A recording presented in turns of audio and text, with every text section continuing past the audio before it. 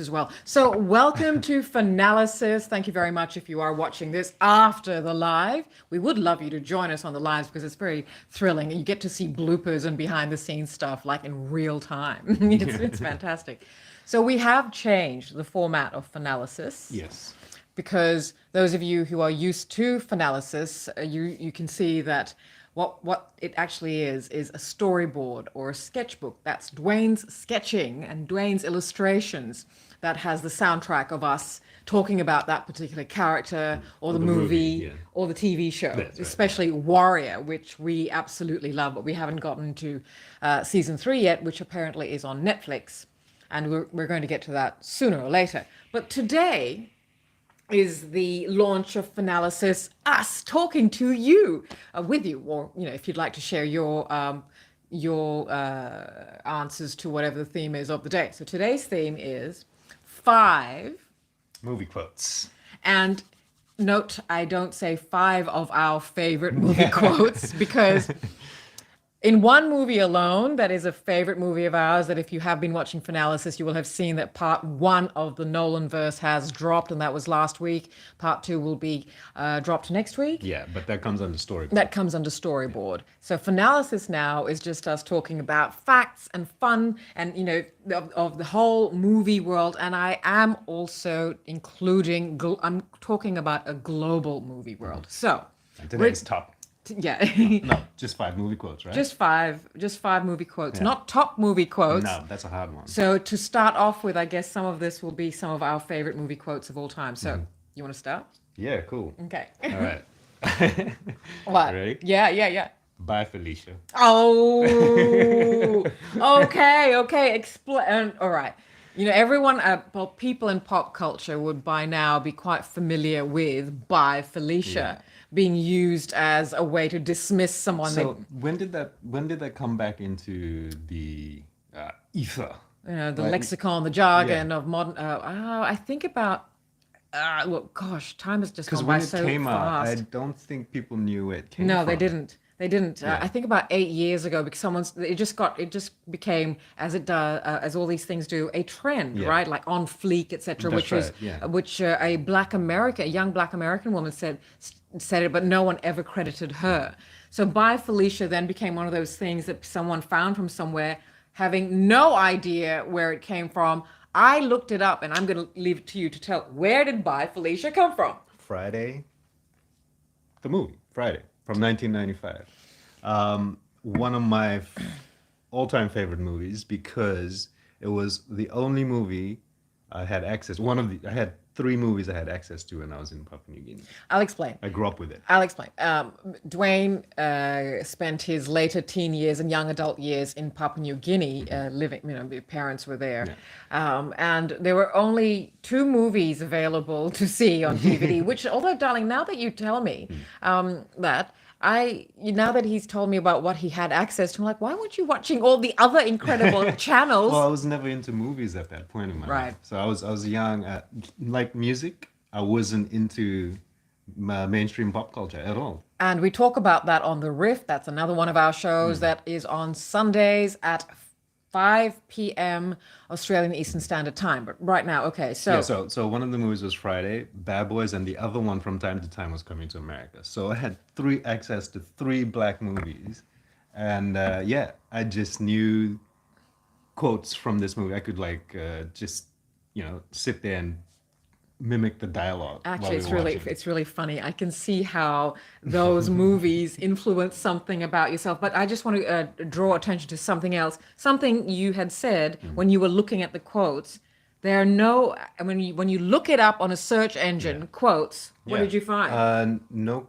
So you look for famous movie quotes, and there are no quotes from any Black movies. You have to type in quotes from Black movies and to find. This is a serious problem with search engines, where everything is defined and shared from a Eurocentric point of view. But we won't get too heavy, because if you watched this morning's The Daily Egg, I dropped enough heavy in there to, heavy in the middle. But they're there. And then when you do type in 5 top famous Black movie quotes, You understand? Okay, hang on. Yeah, Yeah. so because they are You have very, to specify. yeah, Whereas when you just type in movie quotes, it is just generally taken as well, it's going to be Eurocentric yeah. and predominantly Hollywood.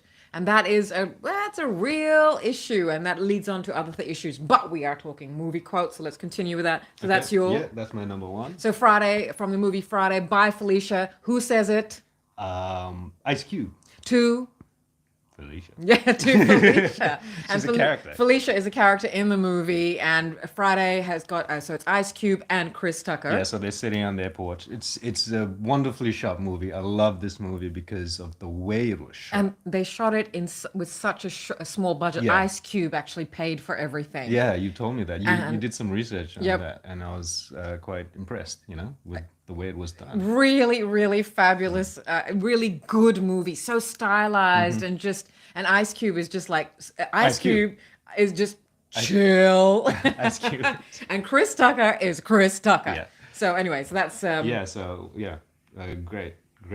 movie. Okay, fantastic. Go watch So- it. Okay, so I will share now. Mine is my first one is I'm going to say, "Tumhara naam kya hai, Basanti?" Now, non-Indian speakers or people who don't know anything about cinema outside of Hollywood, hello, there are bigger cinema industry, film industries around. This is from the Hindi language film industry known to the world as Bollywood. Now, this is from one of Hindi cinema's most classic movies. Yes. I've introduced you to it. Yes. Sholay from 1975. Sholay means embers, and it's what's called a curry western, a dacoit western, and this movie was inspired by Akira Kurosawa's Seven Samurai and so many other movies, directed by legendary Indian director Ramesh Sippy, starring bona fide legends of global cinema, Amitabh Bachchan, Dharmendra, Hema Malini, Jaya Bhadri, Sanjeev Kumar, Amjad Khan, Asrani, Jagdeep, Helen. I can go Iftikhar. I can go on and on and on.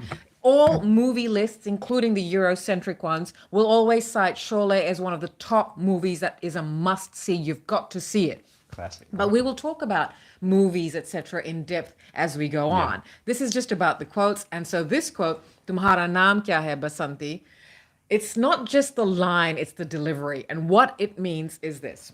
What's your name, Basanti? And so in the movie, when Jay and Viru, played by Amitabh Bachchan and Dharmen, they've been hired to go somewhere, and so when they get off the train and they've come to a rural, these are city dwellers, and they've come into a rural place, and so the horse cart taxi is driven by Hema Malini's character Basanti. It's a horse cart, and these are villagers, and she's a real feisty but very, very talkative, and she talks about herself in the third person. Yeah. So she's like, Basanti this and Basanti that, Basanti does. I don't have a habit of talking much, blah, blah, blah, blah, blah, blah, and she just never stops. And Jay, played by Amitabh Bachchan, is not impressed, but Viru, played by Dharmen, is absolutely in love with her. And then she says, after this long blah blah blah, telling them the price of this and this and this and where are you going, and she just doesn't even get, and doesn't even give them any time to talk. And then the final thing she says is, "You haven't even asked me what my name is."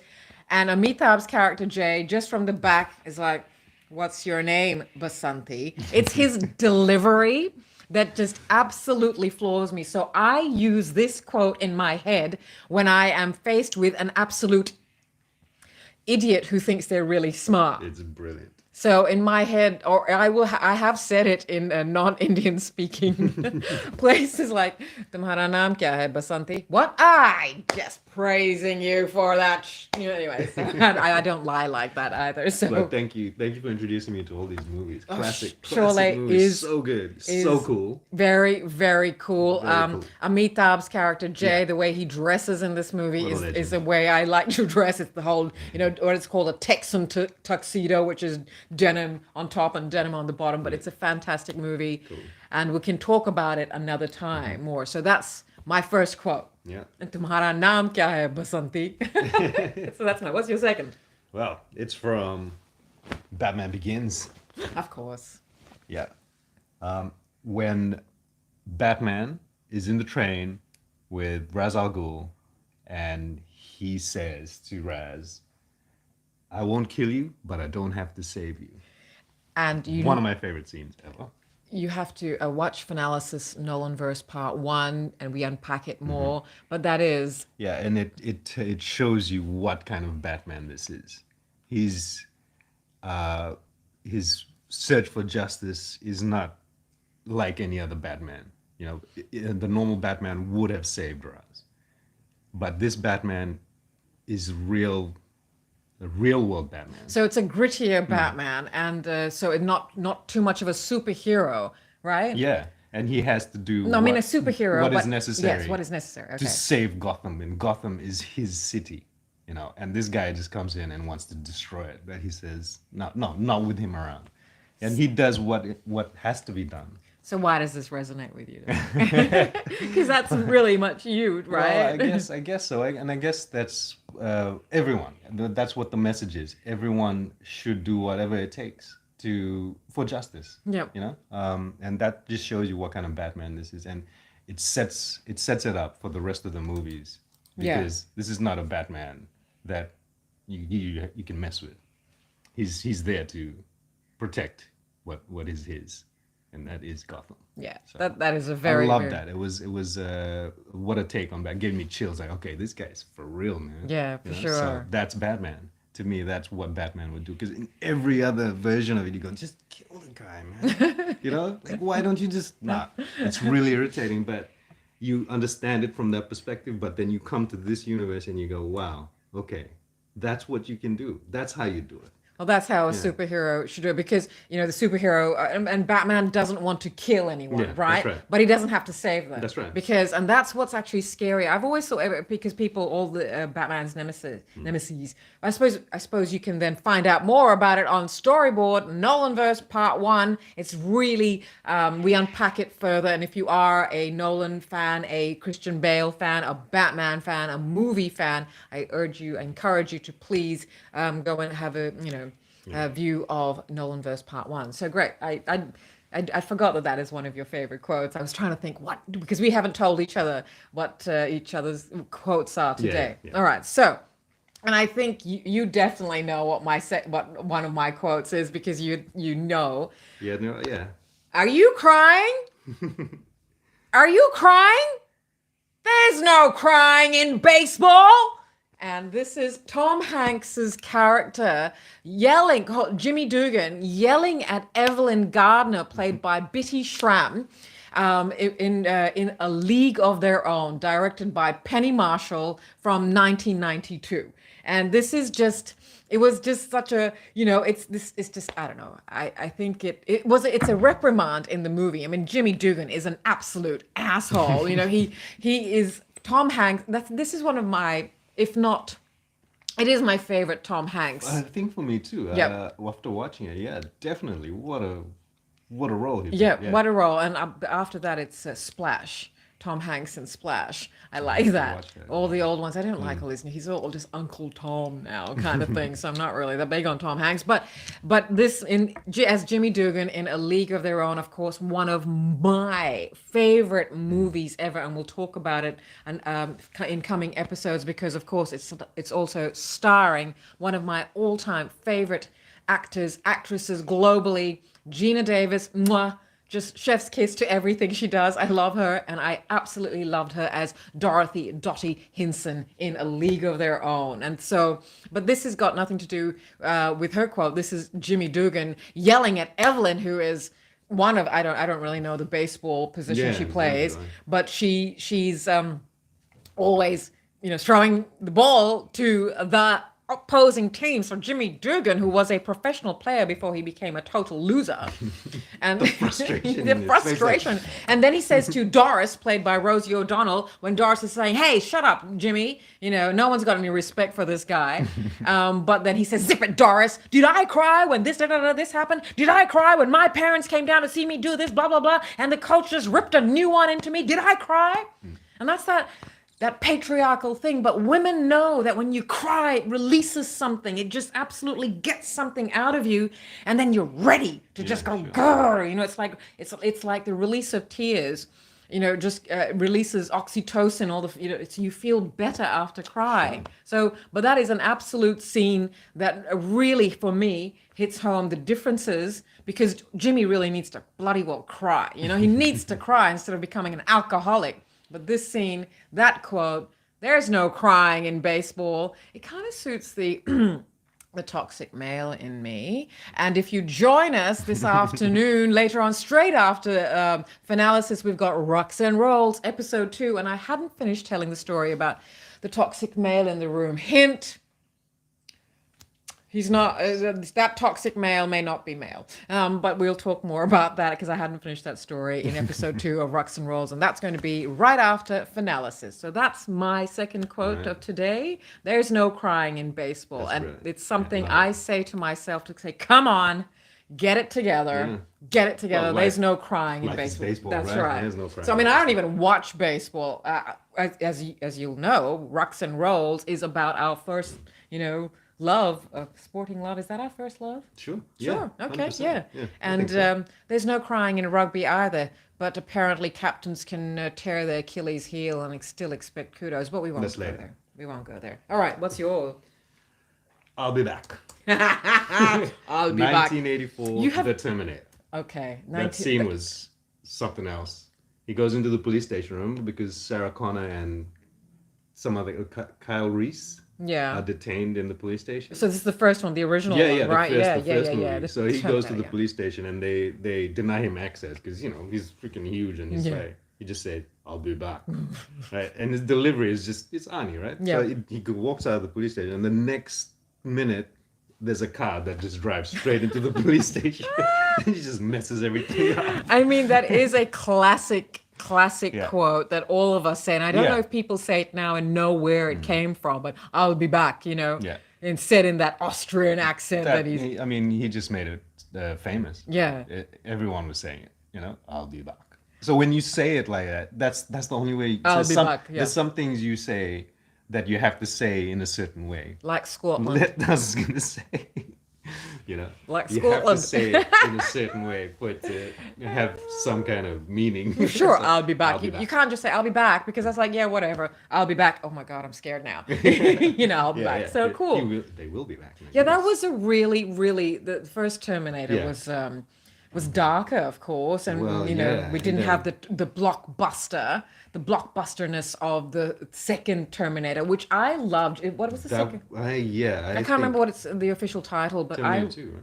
yeah, Terminator 2. Yeah. So this is when so John Connor has sent, same Yeah. Terminator body back. But we Yeah. can talk about all of these later. Yeah, Do yeah. join us for upcoming episodes of Fanalysis when we unpack our favorite movies and including, well, as you can see behind us, we've got something coming up shortly. And the same time as a spectacular meteor shower that's going to peak on May the 4th. How cool. Very cool. All right, so I'll be back, and that was said by Arnold Schwarzenegger as the Terminator in that, But really, the Terminator series for women, it's all about Sarah Connor's muscles. Sorry. Sure, yeah. Linda Hamilton in Terminator ripped, 2, man. she was like, when she, the promo shot, it was like, women went straight to the gym, and because it was like, we want those muscles. She played such a satisfying nutcase in that. She wasn't crazy at all, but so satisfying. But we'll unpack Yeah. the Terminator Yeah. series You another quote, so. time. So now it's time for me to move on to my third quote, and it is. Okay, this is a bit contentious. Okay, my third quote, and brace yourself if you are the sensitive type, because I'm about to drop the C word right on you. But before You know where you are. yeah, but you know where you are. But before I do, I just want to say that with the C word, that 4-letter word that Google says is one of the most heinous things you can ever say, well, I don't consider anything related to female genitalia heinous. So cunt is a word I say with great pride and with honor. I am proud to be the bearer of a cunt. Anyway, this is why this particular line from this movie is spectacular to me. It is said by Christopher Plummer's character Arthur Case to Jodie Foster's character Madeline White in the movie Inside Man, directed by legendary director Spike Lee, and this is a 2006 movie. And he says to her, "You're a magnificent cunt," and she just goes, "Thank you." And it's like, yes, finally, cunt is used in the way it should be used. Yeah, It's a fantastic movie, actually. Inside Man, starring Clive Owens. I don't think I've seen it. It's a Denzel Washington movie. Yeah. It's got Chiwetel Ejiofor. Oh God, I can't. My apologies. I never get this name right. But Jodie Foster. So it is an interesting heist based on a real bank heist. That happened in Manhattan, and this is also set in New York. And so Clive Owen plays the leader of the bank robbery heist, but it's much more clever than that. And what Madeline White is a fixer. So she's been asked by Arthur Case, who is the head of this bank that is being robbed, to come in and fix problems. So she's one of those shady characters behind the scenes, And oh yeah, she's really, really spectacular in this. And I know this line was controversial because everyone was like absolutely offended by it, but I just went, yes, really, really good line. What's some other trivia that I know about it? Because I loved the start of this movie. It had the opening credits had a really interesting way of doing. I can't remember the actual term, but for what it's called, for when the story starts after the actual fact. So like Hamlet is described as a story like this. There's an actual term. Oh, my apologies. So Hamlet started after Hamlet's father died, but the story was about what happened after Hamlet's father died, type thing. So a main event happens off stage, basically, off camera, it doesn't happen. But I like the opening credits, and this is why I remember the opening credits really well, because Clive Owen's character, gosh, something Russell, breaks the fourth wall and actually talks to camera. Oh, cool. And the reason why I remember that is because in the opening credits, this song from a classic Hindi cinema movie, Dil Se, from about 1990, late 90s, starring Shah Rukh Khan. And I think it was about terrorism, etc. But this song, Chaiya, Chaiya, Chala chaiya, chaiya, chaiya, chaiya, chala chaiya, chaiya, chaiya, chaiya. And I'm singing it deliberately like that because it's sung, sung by, I do have that, Sapna Awasthi and Sukhwinder Singh, and it's taken from an Urdu poem. So Chaiya, Chaiya means walking in the shade, or whatever. But Spike Lee loved this song when he heard it, when he watched the movie in the late 90s, and he had waited to use this song somewhere, and it was used to great effect. Wow, cool. And the opening credits of Inside Man, which has this spectacular quote in it. He's a good director. Spike Lee's a fantastic, amazing movie. Absolutely, that's why they all jumped to work with him. Forget about him as a top director. Yeah, very much a top director. Wow, yeah. So for me, everything that he used, everything. So I really that's why I remember the opening credits for that, because this is one of my favorite songs. Sure. It's a really good song that itself was based on an Urdu poem and called something else, not Chaiya Chaiya.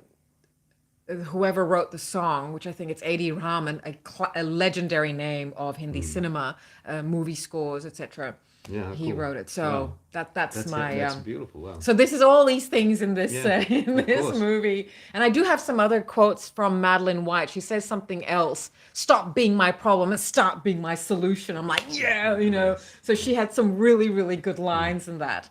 And another terrible one, which I had to look up today. I didn't know. I completely forgot about this, but keeping in what we said about this morning's The Daily Egg, and something I had said about the rich get richer at times of crisis because they've got the money to go and then buy all the property and everything that people can't afford to have anymore.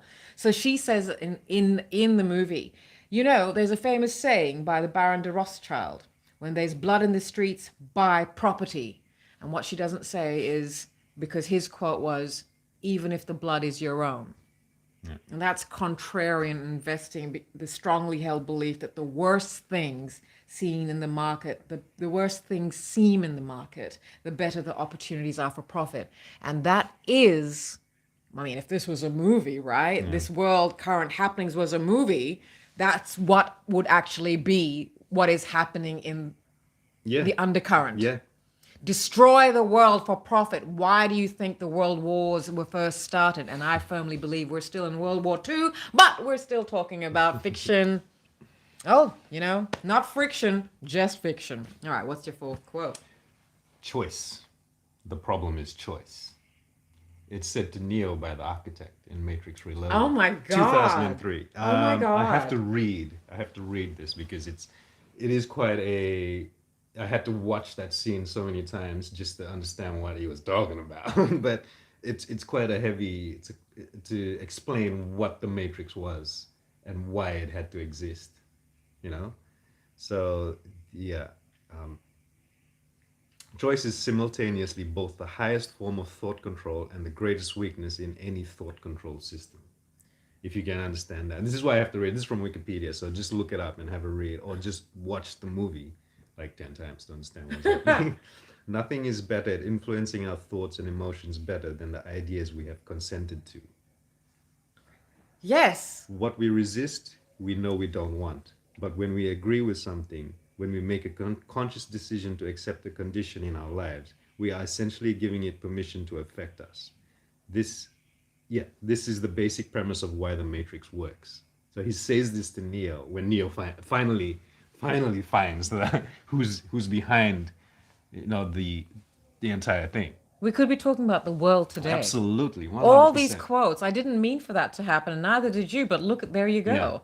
We could be talking about current circumstances in the world, but we're going to keep it light. We're talking about fiction, right? Why else are these things made? They're not just fiction. They don't just come out of nowhere. It's because we all know what is happening in the world. And we have chosen this grid. We have chosen this matrix. And I had posted something on my stories about, isn't it funny, the world in the future, people in the future, if we still exist, are going, if we're not all just plastic, full of plastic in the front, and in our blood. And the world will look back and see how billionaires owned everything, and we willingly paid them to, oh my God, I can't even. Yeah, that was crazy. I saw that. It was one of your stories. Yeah. Amazing. Anyway. What's happening?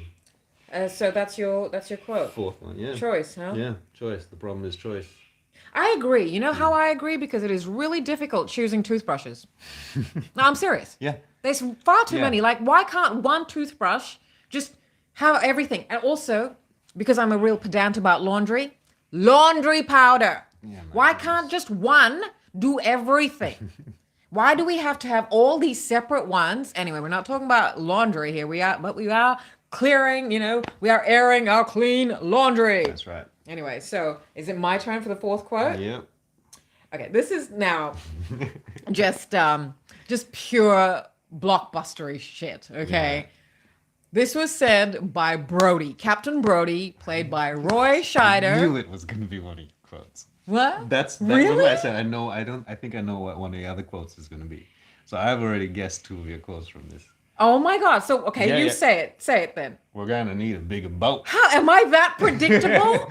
I swear I must, because I say it all the time. Well, yeah. But I thought I said it in my mind. This is a classic such a good quote from great movies. Dun-dum, dun-dum, dun dun dun dun dun dun dun. I mean, that is a classic theme. But this is from the first Jaws, said by Captain Brody when he's on the boat with the two other characters. I can't remember the other one, but one is Hooper, played by Richard Dreyfuss, who is driving the boat, and Captain Brody is just like, cigarette dangling. Yeah, Captain Brody. Roy Scheider was the coolest guy. He was also in, oh my God, back in those times, late 80s, was also all these helicopter movies like Airwolf and something, Blue Thunder or something he was in. I can't remember the name, but it was about a helicopter. But he was really top actor at that time. Yeah, I remember. Right. Yeah, but as Captain Brody, he was just super chill, and they were just out because there'd been all these shark attacks apparently. So they're like, okay, let's go see this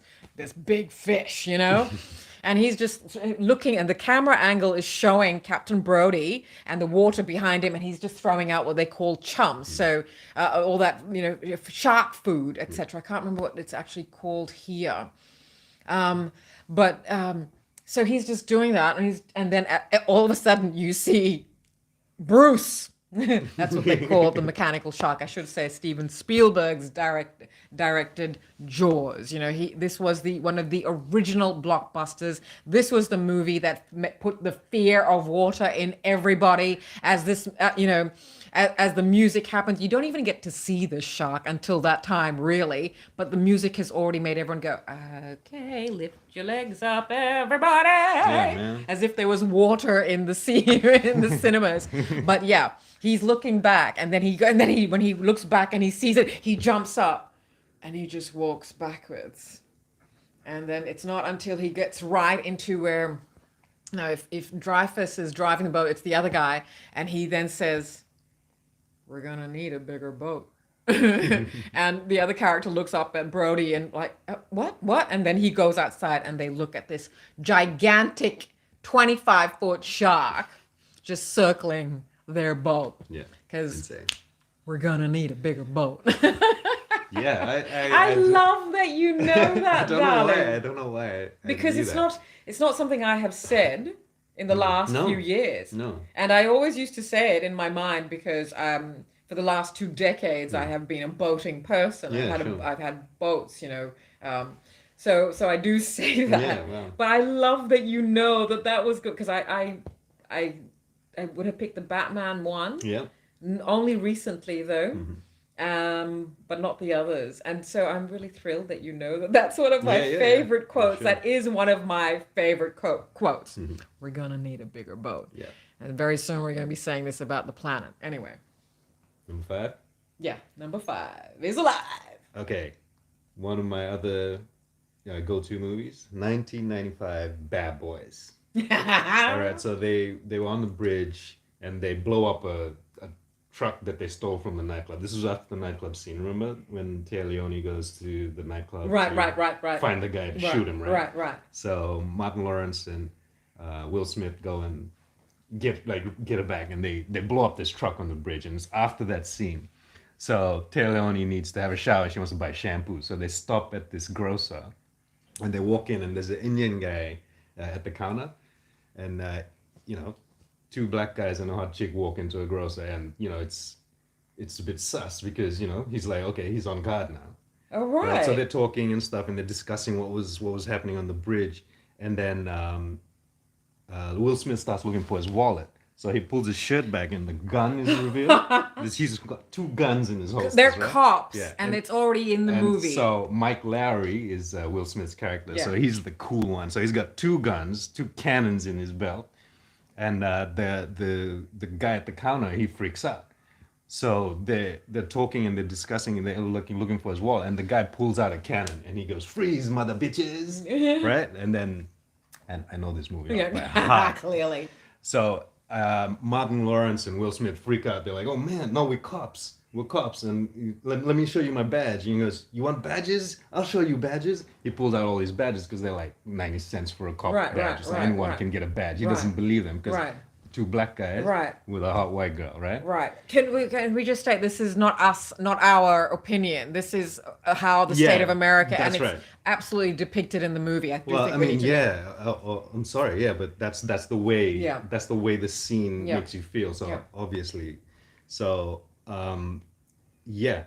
So they start doing their thing where they start arguing to distract. Right? They start arguing with each other, and the guy's distracted, so he doesn't know what to do. And then Tia Leone is like, "Okay, I don't need this." So she walks out, and the guy points the gun at her, and they draw their guns. Right. Bang. And then the quote is, "Now back up, put the gun down, and give me a packet of tropical fruit bubblicious and some Skittles." That's the quote, and I don't know. This movie I watched so many times. I looked up the quote to see if it was right. On the internet, it's wrong. Okay. I actually knew what the quote was because I've watched this movie so many times. So what's the quote on the internet? The quote on the internet is a pack of fruit bubblicious when it's a pack of tropical fruit bubblicious. Oh, right. Right, It's so like that- one of those yeah. things Be a word specific, gets. guys. Oh, Yeah, yeah, I know. yeah. But like you know, like well, the quote that I guess you thought I would actually go with, you know, Yeah. which everyone misquotes, but we won't talk about it until Yes. we get to that Yes. time. I had to refrain from pulling some quotes out. Yes, I know. Some Yeah. things we can't Yeah. quote, and not because these are classic quotes that need to be talked about Yeah. within the actual episode of the dedicated right, to the yeah. movie. Yeah. So okay, that is I Yeah. would never have picked that. I was trying to think. I knew that Bad Boys is one of your favorite movies. Not so much your favorite movie as a movie that had a lot of influence on Yeah. your young, That's right, older yeah. teen mind. You know, and It was one of the only movies we had on cassette, like video. video cassette. Oh my VHS, yeah. god. That's right. But yeah, I watched that movie so many times, and that was just one of my favorite lines, and I practiced that like every day, you know, like not practice, but yeah. Yeah. It was one of the coolest lines. Back up with the gun down and give me a pack of tropical fruit bubblicious. Okay. Add some Skittles. That's so cool. So Martin Lawrence adds that. Yeah. Okay. Right. I was like, okay, who said what? Okay. Cool.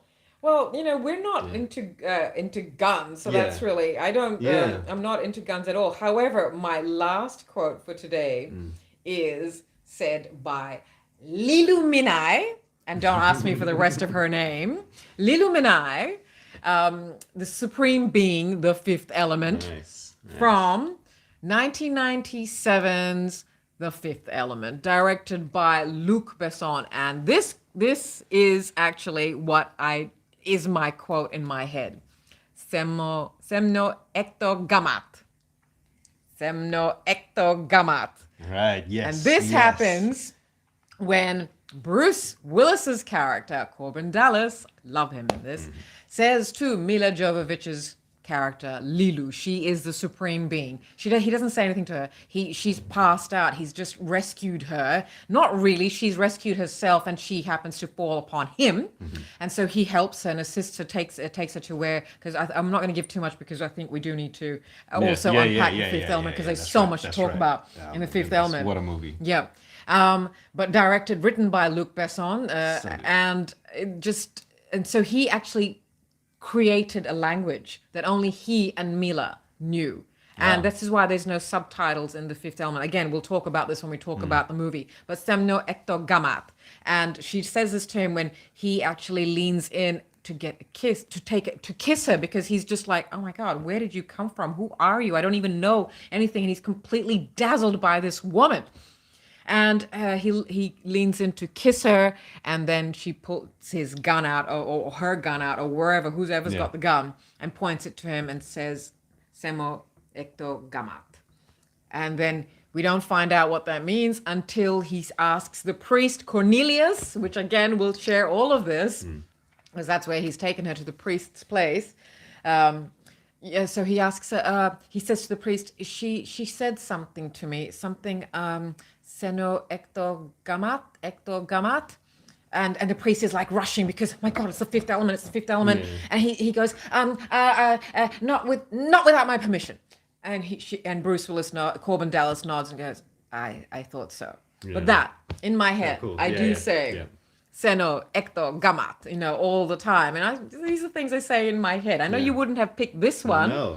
from The Fifth at all. Element, Not at all. but I guess we do have to, the two other ones that I have to actually say, which I say all the time, chicken, good. Because she says this Yeah. while she's at the priest's place. Yeah. And of course, I love that. everyone's favorite quote from Liluminai when she's, checking in to go to Floston Paradise, and she comes up there and Lilu Dallas multipass. Yeah. And Corbin saying so multipass. So, but that's just the bonus Yeah, two I quotes know. from The Fifth Element. But otherwise, Seno ecto gamat, not without my permission, How is cool. the quote How I want to cool. talk How about cool. from The Fifth Element. So those are our quotes for today. Those are our five. We don't have any five favorite. We could keep giving you Yeah, more I and got 'em more in, yeah. quotes. Yeah. Absolutely. And then we will also be unpacking and talking about, focusing on pretty much a lot of the movies we have shared right now. So I would love, I know a lot about Fifth Element. Yeah. I love this movie. Yeah. And I do want to talk about Sholay and a couple of other Indian movies, especially Sholay, because Sholay's got a lot of rich history behind it. Absolutely. And so that's us for today. 5 favorite quotes just for today's Fanalysis. We'll be back with more favorite quotes and more histories of these movies. So and many. So So many many movies. great lines written So by many incredible writers, screenwriters who never really get the accolades they should. That's right, yeah. They do in Hindi cinema, interestingly, Sure. because Sholay was written by a legendary, and I know I use this term a lot, this word a lot, but it's true of these people we talk about. These are icons of global entertainment. So Salim Javed, they're a duo who wrote Sholay, and they had a hard time shopping it at first. And Sure. so we'll talk more about the histories of singular movies in upcoming episodes of the Fanalysis. Right now we've got to go because we've got Rucks and Rolls dropping soon, where we talk about 2 favorite moments in rugby. Stay tuned for that. I hope you can join us. Thank you. Bye. See you next time for Fanalysis. And Nolan Verse Part 2 dropping next week. Bye. Hit the subscribe button. Oh yeah, that too.